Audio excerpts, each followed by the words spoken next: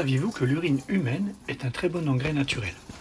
C'est une très ancienne pratique qui aujourd'hui et de façon très sérieuse retrouve crédit parmi les jardiniers concernés par l'écologie et intéresse de plus en plus la recherche, notamment pour favoriser les cultures dans les pays les moins favorisés, mais pas que.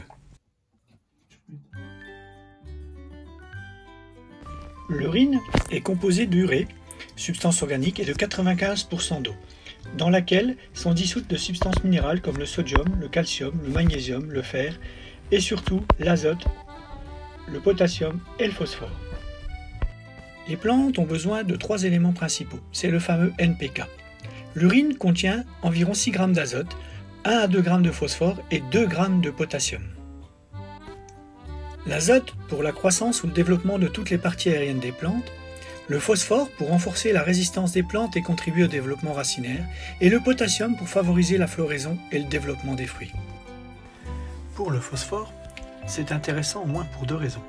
La première, c'est qu'il est très rare dans la nature et est extrait dans des pays lointains dont les gisements sont bientôt épuisés.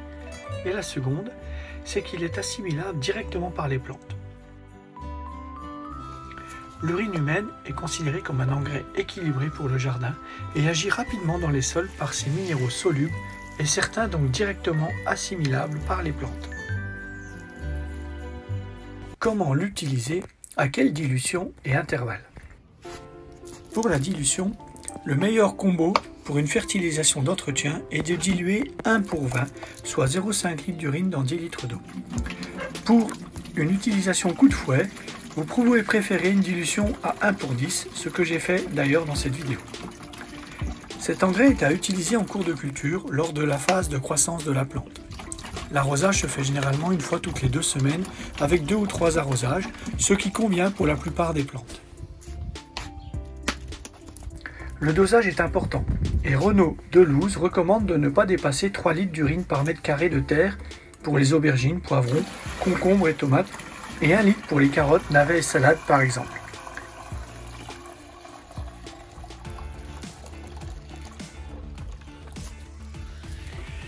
Avant de continuer, je vous propose de différencier urine et urée. L'urine permet d'évacuer notre urée, qui est un déchet azoté provenant de la dégradation des protéines par le foie. Filtrée par les reins, l'urée est ensuite éliminée par les urines. Et l'urée est un des engrais les plus vendus dans le monde, car elle se transforme en une forme assimilable par les plantes, comme le dit savamment Renaud Delouze, ingénieur et auteur du livre L'urine de l'or liquide au jardin. Utiliser son urine permet ainsi de jardiner de manière écologique. Et aussi de manière économique, car chaque adulte produit en moyenne 1 litre d'urine par jour, et surtout en récupérant son urine, on limite l'utilisation de l'eau des toilettes, soit entre 5 et 10 litres par chasse d'eau, ou si vous préférez, presque 20% de la consommation d'eau des ménages européens. L'urine est ainsi un engrais gratuit, disponible en abondance et à portée de main pour un jardin bio et en permaculture. La crainte de certaines personnes lors de l'utilisation d'urine est la transmission de diverses maladies. Mais l'urine est un liquide stérile et presque inodore. Pour diminuer considérablement les risques, il faut stocker, comme je l'ai dit, l'urine pour que les agents pathogènes soient détruits. Elle peut se conserver ainsi jusqu'à 6 mois. Versez le liquide dans un récipient opaque et bien fermé afin de capter tous les bienfaits de cet engrais.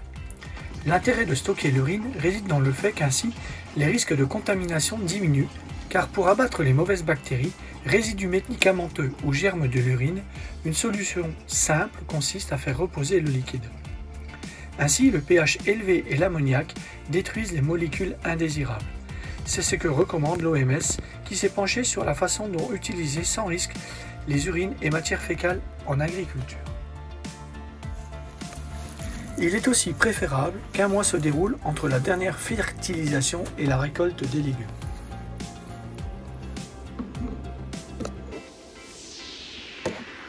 L'urine peut aussi être directement utilisée sur un tas de compost. Elle va aider à la décomposition des matières organiques notamment, et les éléments fertilisants seront répandus ensuite dans le potager. Les légumes qui demandent beaucoup d'azote, comme les épinards, les salades, les poireaux, les tomates ou les aubergines, sont à privilégier, mais cet engrais peut être utilisé pour toute plante. Attention toutefois à ne pas abuser de ce fertilisant liquide, surtout si votre potager a déjà été fertilisé par du compost ou autre procédé, au risque d'avoir un excès d'azote, ce qui ne serait pas bon pour vos plantes. Rétention d'eau, maladies ou ravageurs à tirer par exemple.